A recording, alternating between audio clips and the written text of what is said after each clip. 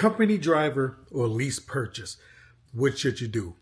What is the right choice, particularly here in 2025? Let's discuss what the best decision is.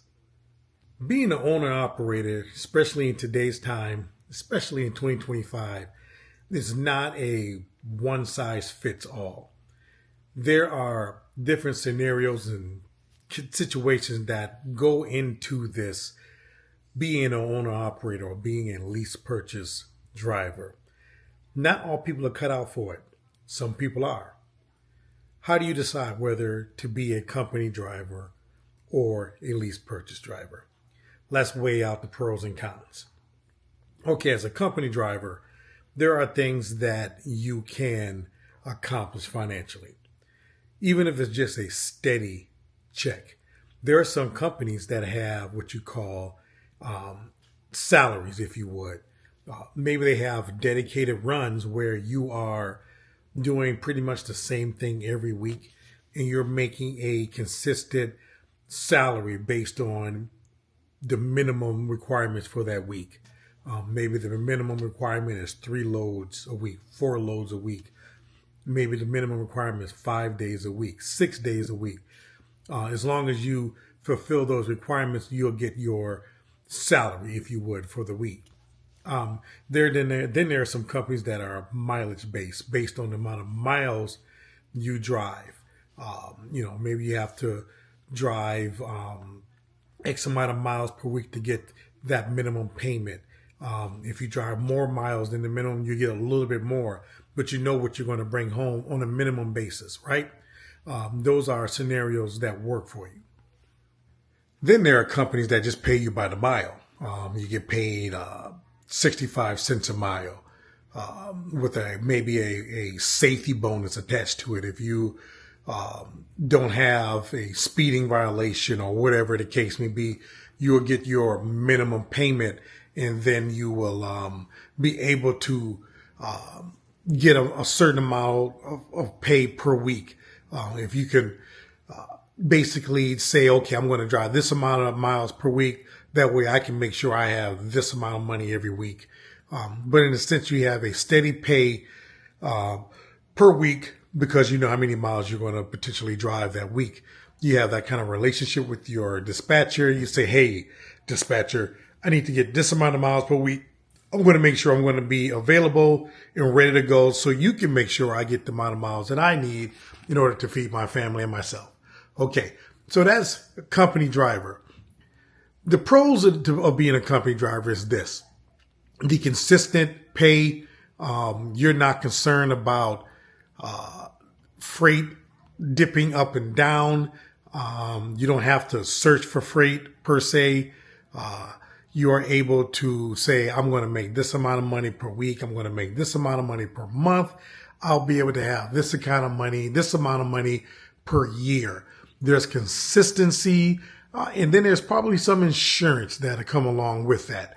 But without a doubt, peace of mind, as long as you do your job and do it properly, you'll be able to make this amount of money.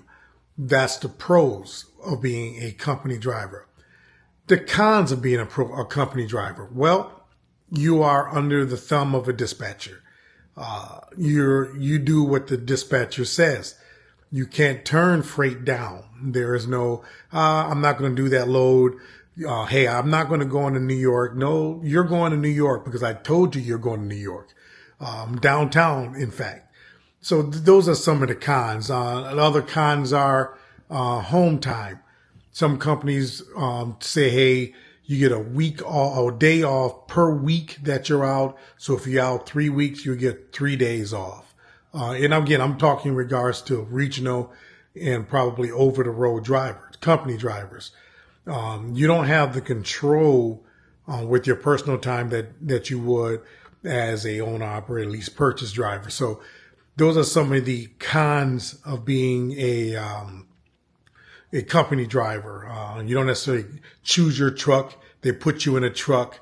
And again, these aren't really major cons, having to not be to choose your truck. You don't pay for it. So what do you care? As long as the truck runs and you're able to get paid.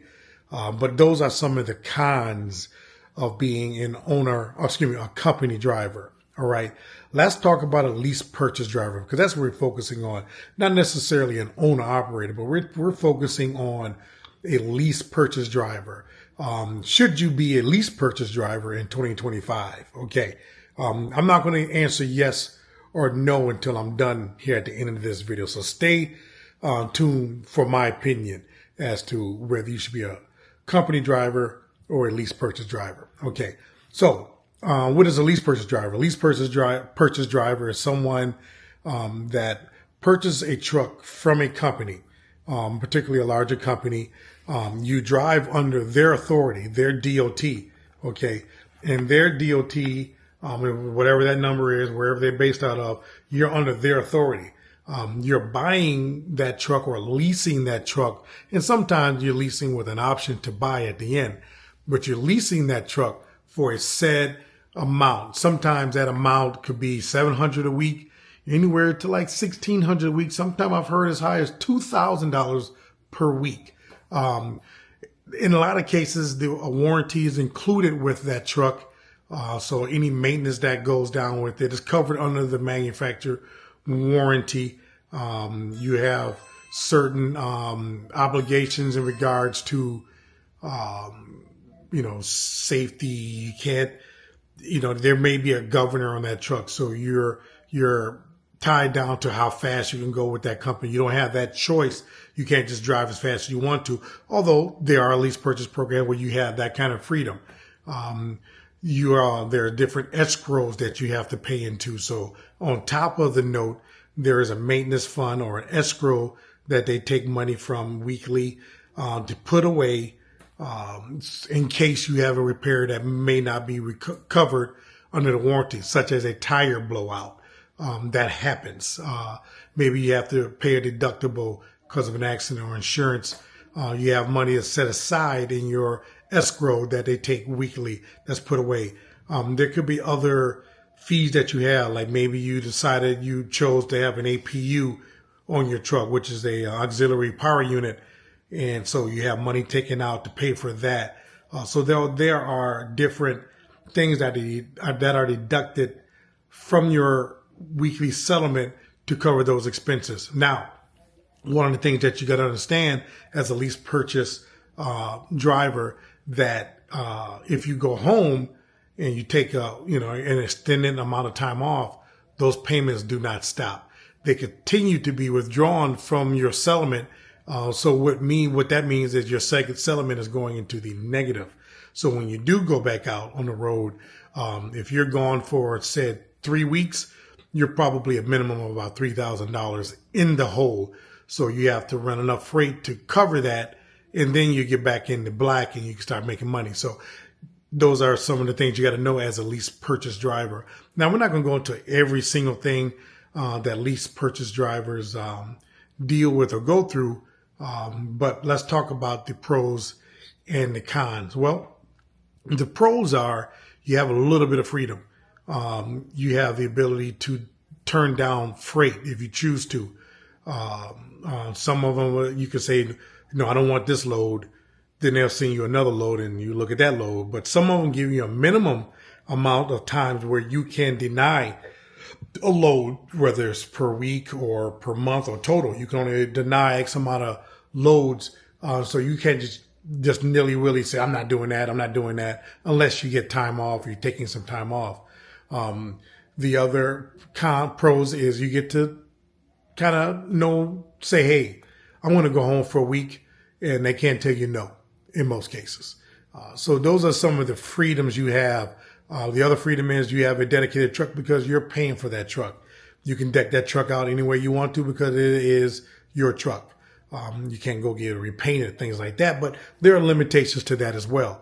But those are some of the cons, the pros rather, that you have as a lease purchase driver.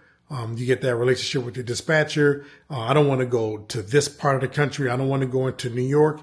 You have that choice. You can tell your dispatcher, your fleet, whoever they are, I am not going to Manhattan. And guess what? They will not send you to Manhattan. You have that option to say, no, I'm not doing certain types of freight. I'm not going to certain places. So those are some of the freedoms you have in most cases. That's not 100% across the board. Some of the cons. Well, we talked about one of them. When you go home, the money does not stop.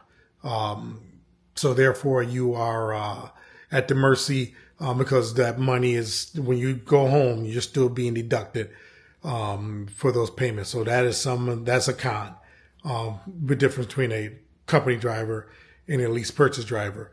Another con is you're at the mercy of that company. When it comes to freight, you can't go and find your own freight. If their freight is slow for some reason, you can't say, okay, I'm going to go on the load board and I'm going to find me a load and I'm going to get down the road. No, you can't, because you're not under your own authority. You're under that company's authority. Therefore, you have to get your freight through that company. So that is a con. You don't have that freedom to move about the country. You're at the mercy of where they get their freight and what freight that company has. Another con is, yes, you can go home, but you may have limitation as to how often you can go home. Just because you're a lease purchase driver, they're not going to allow you to go home for 6 months. You have an obligation and you have to probably run a certain amount of loads per week to be active. If not, you could possibly lose your contract with that company as an owner operator or lease purchase driver. Another con is, you're at the mercy of what the market is, the freight market. If that truck doesn't move, you're not getting paid. So if freight gets slow, you're not getting paid. Period. Your truck will be parked until freight picks up or until the dispatcher is able to get you a load from somewhere. You're at the mercy of what the trucking market is, and you don't get paid unless you deliver loads. That's a con, in my opinion. Right now, the market in 2025 is not great. It's been that way for a few years. We don't know what it's looking like down the road. Things are really topsy-turvy. Those are just a couple of the cons. There are not a lot of cons, in regards to weighing between a company driver or at least purchase driver. Do know that anything that happens with that truck that's not covered under warranty, it is your expense to get that truck fixed and get back on the road. You don't have that ability to say, hey, XYZ company, go fix my truck. You got to fix that truck.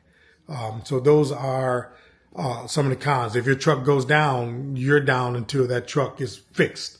You can't just say, hey, owner, operator, fleet manager, guy, woman, give me another truck so I can get back on the road. No, you're off the road until your truck is fixed. So that's a con as in regards to being a lease purchase driver.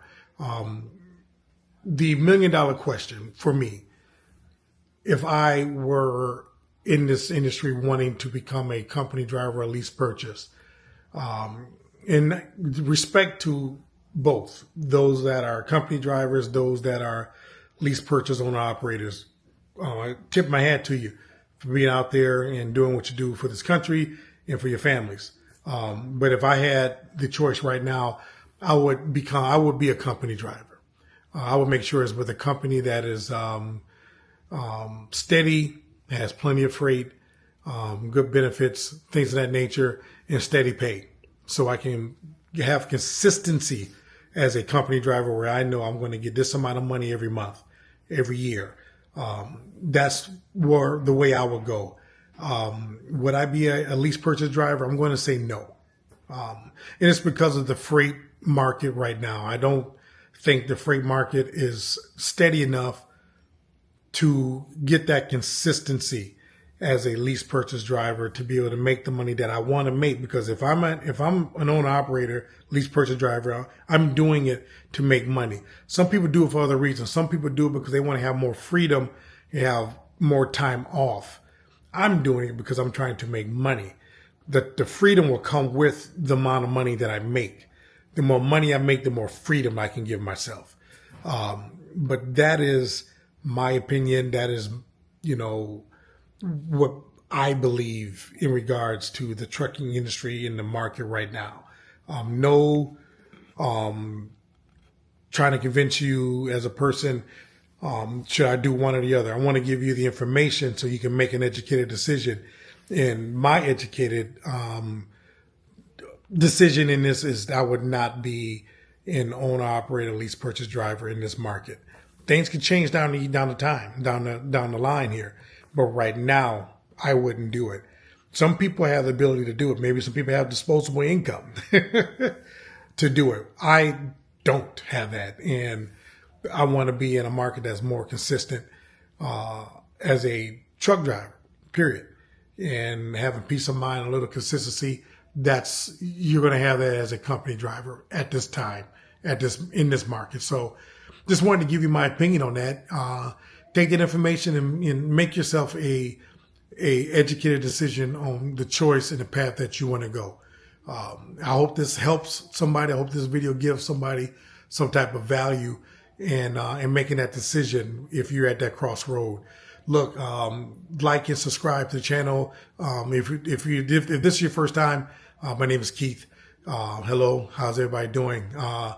I'm going to consistently give a trucking update or some type of trucking video every week alongside of my vlogs that I'm doing multiple times a week. So come back to the channel, visit me, see what we're talking about, and listen.